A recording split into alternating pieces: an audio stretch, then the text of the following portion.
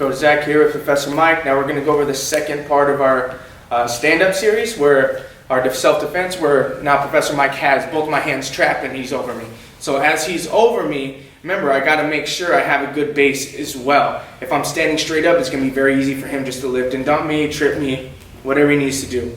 So I got to make sure that my hands now, I'm going to make sure my palms face the ceiling.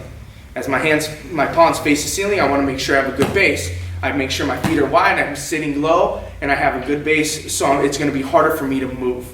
Now, as I do this, I'm going to shrug my shoulders up and push my palms up to the ceiling.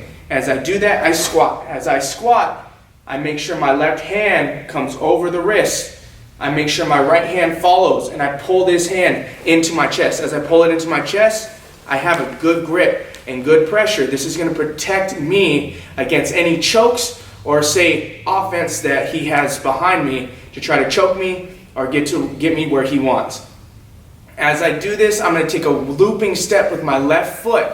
I take a looping step with my left foot and I place it right behind his right foot, the closest leg to me. I want to make sure my hips are engaged inside, so I have my leg connected. I don't want to be out here. It's going to be really hard for me to defend if my body's away from his. So I need to make sure that my body's into his. I'm still holding on to his arms.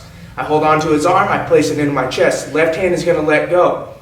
I do not let go with both hands. I let go with one hand first, which is the hand that's going to reach the farthest. I reach across and cup the back of his knee. So I need to make sure I reach across and cup the back of his knee. If he's wearing jeans, go ahead and grab the jeans. But make sure you reach across and reach the back of the knee.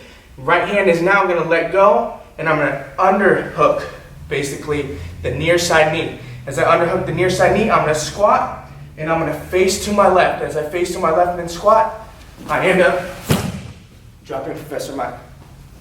So one last time. He has my arms trapped. I make sure I have a good base. My hands are facing my palms are facing the ceiling, and I make sure I sit and shrug at the same time.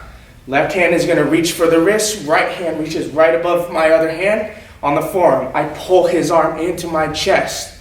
As I pull his arm into my chest, I'm going to take a big looping step with my left foot. As I take this looping step with my left foot, I engage my hips into his leg, lifting him up just a little bit. Takes the pressure off my neck.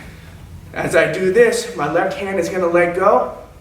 I'm going to reach for the back of his far knee over, not under here, over his leg. I make sure I let go of the right hand, reach underneath, and I'm going to sit and face the back, look towards the back wall as I get him off my back.